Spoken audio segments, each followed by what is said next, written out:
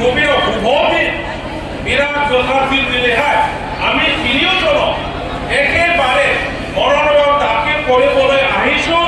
আপোনালোকৰ সহায় সহযোগিতা সমৰ্থন আশীৰ্বাদ দেখি পেলাই আমি বৰ আনন্দিত আৰু উৎসাহিত হৈছোঁ।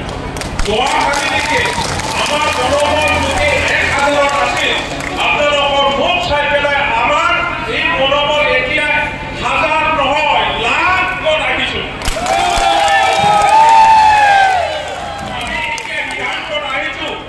আমাৰ মুছলিম ভাইসকল, আদিবাসী ভাইসকল, ৰাজবংশী ভাইসকল, বড়ো ভাইসকল, গাৰো, ৰাভা, হিন্দীভাষী, নেপালী, সূত্ৰধৰ, যিমান জাতি গোষ্ঠী আছে, বঙালী, অসমীয়া, এই অঞ্চলত আমাৰ জিলাত বিপিএফ দলক বিদায় দিবৰ কাৰণে আমি একমত হৈছোঁ।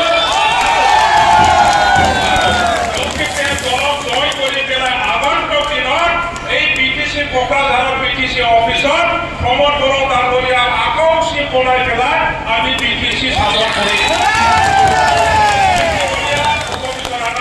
আপোনালোক সকলোকে মই শ্ৰদ্ধা জনাই আৰু আপোনালোকৰ পৰা আশীৰ্বাদ বিচাৰি মোৰ বক্তব্য সামৰিছোঁ। ধন্যবাদ।